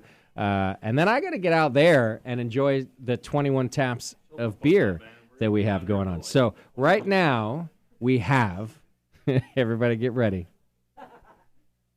Mr. Roger Davis from Faction Brewing Company, along with Chad Mosier from Bankhead Brewing Company, formerly known as Tasty's other best friend. Sorry, Randy the Spaniard, but his co-best friend. Randy used to suck his dick. Jesus How did that? Christ, well, now I can just call him Randy. I'm sorry. What's the question? If you're gonna say that, can I just go back to calling Randy the Mexican? Chad, I had to just change his name to Randy the Spaniard. I like that. Well, because now, he's Spanish. Well, we knew that all the time, but I just didn't care. Hispanic. But now I have to care. I have to be part of the new. That was PC. So now he's Randy the Spaniard. I don't love it yet, but it is classy. I'll give you that. Not that being a Mexican is not classy, by the way. Just so you know, Randy. No, can I just say that you called me Randy the Mexican for quite a while before you ever actually saw me speak Spanish. Right. And can we cut his mic? It'll always be one of my favorite Randy. moments when you walked in and saw me speaking Spanish and your eyes just lit up like, oh my God, he's Mexican. Yeah. You do know that I always knew you weren't Mexican, right? I don't want our listeners to know that, but you did know that, right? This is going down the bad path. No, it's not. I'm just anyway. All right. In the studio now. That's all you wanted to say, Mr. Chris? Roger Davis Good to from see you, Faction Roger. Brewing Company. No, I'm not with Faction. I'm with Triple Rock, I guess. I don't know. Here we Are we go. going down Are we this going back in rabbit time? Going And- back in time. Now, hole? Triple Rock. Hot tub time machine. Faction, one of Tasty's favorite breweries. In fact, Roger was always one of Tasty's favorite brewers, even well before Faction. And so when I reached out to all the breweries about what beer to have on tap, and I said no. you did not say no. And actually, what I love about this is that you and Claudia really understood what I was going for. And that was, it didn't have to be some magical one-off beer. We weren't looking for like the send us your rarest keg. That wasn't a Tasty thing. So right when I reached out, you guys were like, absolutely, we'll be involved. And it will be Penske File Pale Ale because it was Tasty's favorite. By the way, it's one of my favorites too. And so I was like, as always, they get it. Like, you guys, you get it. Like, Tasty wasn't like the give me the rarest beer guy. That's true. He was like, give me the goodest. I'm going to make up that word right now. Give me the goodest beer guy. And so I'm so glad that you guys sent a Penske File. It's probably my third Penske tonight because it's also one of my favorites. It's a great beer. So among all the other beers that we've mixed in, it's the perfect Tasty tribute beer. So we have Penske File on tap. Roger, do you want to tell us anything about Penske File? It's called the Penske File. Have a seat on the couch. What's the secret? Randy the to the Spaniard has taken your No, seat, but we'll rotate people in. Or you can just go hang out with friends. I'm gonna go hang out. Go hang with I'll come friends. back. Yeah. Let Randy Well, I'll go ahead Hang and with say Penske was one of I'd rather be Tasty's in this absolute seat, favorite beers. It's Tasty okay. followed I Roger love Davis's career from Drake's to Triple Rock, and it was so exciting to see you and Claudia break ground there in Alameda to open Faction. Tasty was very, very proud of everything you guys did. Was a big fan of everything you guys did. You've talked a lot about the beers that Tasty liked tonight. You know, it's dry, it's clean, it's hop forward without being, overly bitter or, Roger, tell us what inspired Penske File. Randy the Spaniard being a podcast host. I'm just trying. I'm trying to help you. But you gotta know your audience. upgraded. You gotta know your guest. That I- question is never gonna get answered. Hi, What Roger. inspired me was not listening to you anymore. I take it back. It'll get answered. I want to No, know but- how awesome the sunsets have been at Faction Well, lately. Fucking amazing. I was actually give out the whole hop profile of everything, but no, Go ahead. We're talking about sunsets. That's cool. You can do no right with Roger as a But guest. no, I know. seriously, what inspired me to do that beer was kind of Tasty saying that he loved Mosaic. Oh. And I really want to bring this back into the realm of what we're talking about tonight. Yeah. What you've been talking about is about Tasty. Yep. And Tasty, and it's going to bring a tear to my eye. It's okay. I'll have the same tier. Oh, fuck this. But it's, he loved Mosaic Hop. He did. And I will tell you a story about the time that I first met Tasty. He was a young lad. I like how you're older than Tasty now. He was a young lad. Yeah. He was a young little lad. But no, seriously, you started this show with chicken legs. Do you remember that? Chicken Boy. Chicken Boy. Yeah. I don't know. Yeah. I don't know what it was. Same difference. Yeah. But Jonathan was basically like, "Hey man, come over here. We're gonna make a beer. It More beer. more beer. Yeah. And EJ Fair. Yeah. EJ Fair was still there in that building. Yeah. Which soon became Right next door, yeah. AL Industries. AL Industries. Mm-hmm. And JJ came over to me and was hanging out with me because chicken legs. Chicken legs? Yep, that's fine. Chicken Boy. Jonathan. Yeah, he prefers Jonathan anyway. Invited me to come out and brew a beer. Yeah. And so we're brewing a beer, and I was just like, I knew JJ. Yeah. So I was just like, what's going on with this guy? There's this guy that's like walking around with the fucking keg in his backpack, and just like. Oh yeah. And I'm like, what the fuck, man? Who is this guy? Yeah. And JJ was just like, that's one of the homebrewers that knows what the fuck he's doing. Oh, that's true. Yeah. And JJ knows what he's doing, but at the end of the day, it was just like, what the fuck, man? This is weird. Yeah. It's weird. Yeah. I don't. And I tried it, and I was like, wow, that's actually better than the beer that I can actually produce. Oh, hell yeah. This was back when I was at Drake's. Okay. Back in 2003, 2004. And that was one of Tasty's MOs, that even among pro brewers, they would go, because everyone, even pro brewers, like, let's be honest, they were like, okay, he's a fucking home brewer. But then Tasty would show up and they'd be like, oh, that's a good. Kind of changed what people expected to be able to experience with homebrew, right? Beer, yeah. When you get Tasty in the room, that's a whole different episode, man. Yeah, absolutely. I mean, he was the guy at More Beer on a Friday afternoon. That's right. In the grain room, like milling his grains, pouring a shitload of beer. Yeah. And he had this little, cooler he'd bring in there. Holden Court. Everyone come up. Mike McDowell, This is You're talking about pre-Tasty. Yeah. You're talking about pre-Tasty. I mean, you're talking about Mike McDowell. Mike McDowell. Yeah. I mean, very true. But he would hold court at More Beer. That's right. And he just hang out next to the mill. He just wanted to meet everybody that was there to mill their grain. Yeah. And give them tips. What are you up to? Like, what are you brewing this weekend? I just want to know. Yeah. And hey, you know what? I have this beer. I want to share it with you. He was just that guy. I mean, he wanted to share everything everybody else was doing with. He did. Well, it's also how he learned. So let me just say this. And again, I learned a lot about Tasty after his passing, as I think happens with most people that we love. Pourquoi? And one of the things I learned. Wait, you're going on this tangent, but why did you learn more after his passing? I don't know, because I'm an idiot. Like, I don't know. These things just happen. You should learn more from their being. I do think that humans should be more like that. You're right. And do you want me to keep and most of us aren't. I'll probably know more about you after you die too, Roger. It's just kind of. It's sort of how things go. He was more invested with everybody else was doing. I do wish I had can we known. Talk about when, I do wish I had known more about him and his personal life in his life 100%. But I didn't.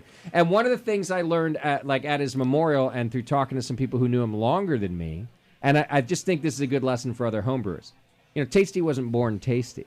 Right. And Tasty wasn't born the homebrewer that you all knew. Like, he didn't show up at his first beer event with beer that was amazing. He actually showed up with beer that tasted like homebrew. That's right.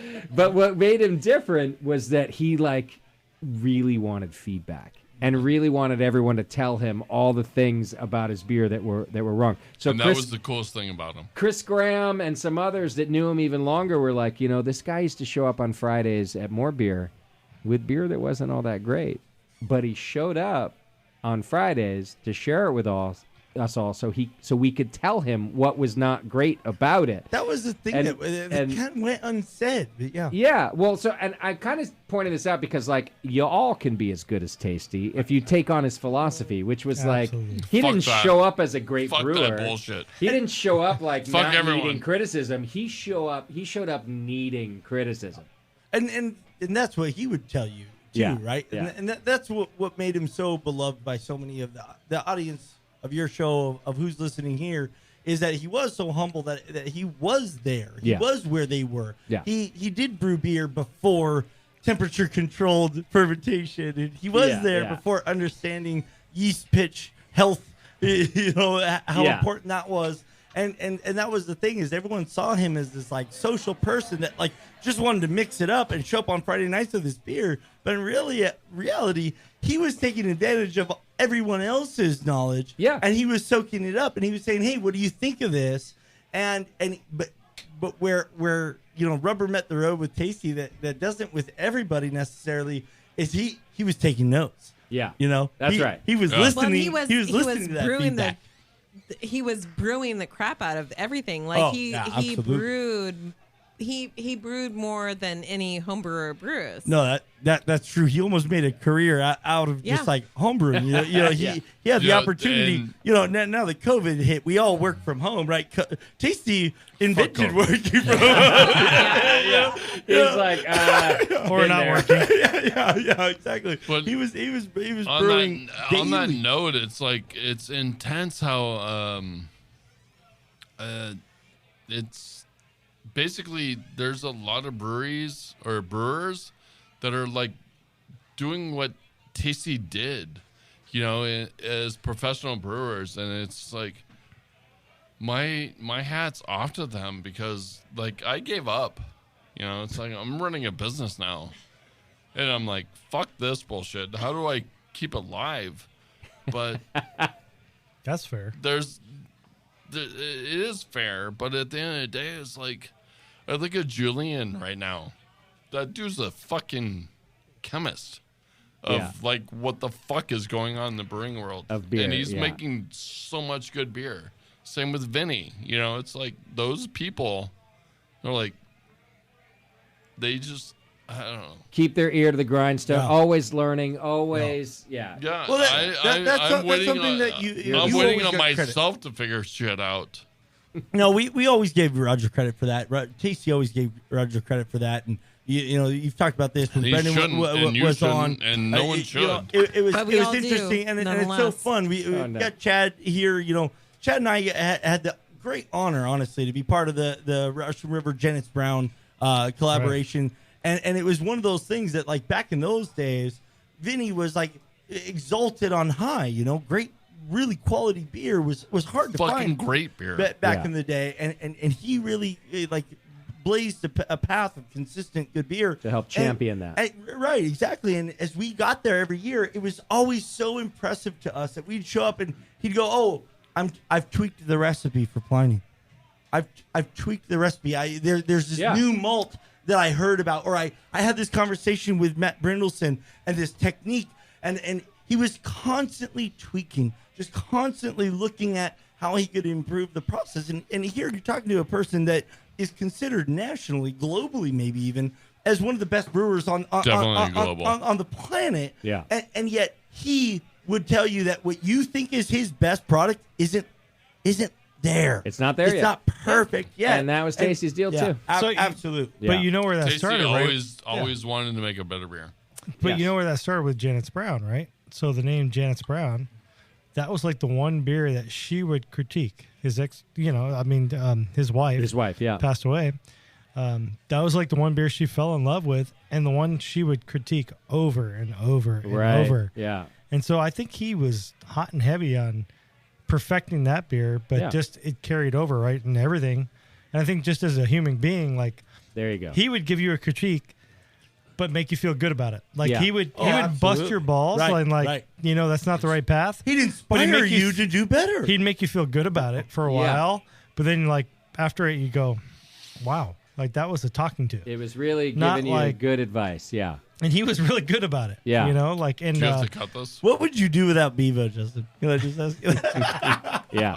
Well, and that was we've said And it that's kind Janice of Brown, we've right? kind Like of said that that's- throughout the night. Like his legacy was improvement, not only for himself but for others too. Well before the beer industry, I heard his children and his children's friends speak at his memorial and talk about like the guy just always encouraged us to do better, be better, gave us great advice, and that's Tasty's legacy. So here's the thing about tonight. This is our first ever Tasty night, our 21 tap salute. But my intention is to make Inaugural? it in a yes, thank you, not first annual because that would be wrong. Inaugural. It is our inaugural, and I do hope to do this every year. I want to say to you, pro brewers out there, if you weren't on the 21 list, please don't take it personally. You know, he was a fan of so many breweries. We reached out to our locals that we knew he was such great friends with and had a relationship with. Honestly, to make our lives a little easier here at the Hop Grenade, just kind of get a good initial beer list of some of his favorite people that are all standing out there in the Hop Grenade. And we'll keep doing this, and we'll rotate the list. And I think we're going to do this every year because Tasty not only deserves it, but among everything else that's been said by everyone else, Tasty was a massive impact on my life. And he had been around for years. And he helped my career, and he helped my show. He helped my brewing, which lasted for 5 minutes, but doesn't matter. But he helped me understand brewers and other people. And so I will always strive to keep his legacy alive here on the Brewing Network and at the Hop Grenade. And this is just the first of one of our ways to do that. So, can I say something real quick before you end here, Justin? Sure, yeah. So my name is Randy Griggs. I wasn't invited into the studio tonight. I just kind of like elbowed my way in. Hostile takeover. Is my mic off? It's a little bit of a hostile takeover. I just want to say thank you so much for everything you've done here. If you guys can't be here, you should know the Hop Grenade is from wall to wall, packed with people that love Tasty, that was part of Tasty's life, that were important to Tasty, that care very much about him. And the legacy that he left here was the thing that was most important to him. He loved this industry. He loved homebrewers. Yeah. And, you know, go back and listen to the old episodes, listen to the archives. You'll become a better brewer as a result of it. Yeah. And you'll hear the words from the man himself who cared very much about everybody, you know. Can we cut the mic over here? Rising together. And so thank you, Justin, for letting me barge into your studio tonight. It was a beautiful event. Thanks for being here. Mad love to the network. Absolutely. To Tasty. Yeah, To to Tasty. Tasty. A big cheers to Tasty. I'll do a little clink over my mixing board. There we go. All right, I'm going to pause to take a drink. Hello. All right, Hello, folks. mate. Hello, mate. Thank you so much for joining us on this program, and thank you to all the brewers for helping us celebrate Tasty tonight. That was the whole point. So we're gonna go out into the Hop Grenade and continue to celebrate with all of our taps. A bunch of those beers will still be on tap the rest of the week. So if you missed out on tonight and you're local, come on out and try them, including Chad's beer, which is never even available in California, but it's here right now on our Nitro tap. So thanks to everybody for being a part of this. I want to thank Teresa for always being there for me as our co-host. I want to thank Doc for showing up again tonight and being a part of this. I want to thank Bevo for hiding herself in that room and taking care of the cameras and producing this show, getting everybody involved and into the studio. It's kind of like wrangling cats sometimes. Thanks to each and every one of our guests, and we will see you next time right here on the session. Tasty. Love you, man.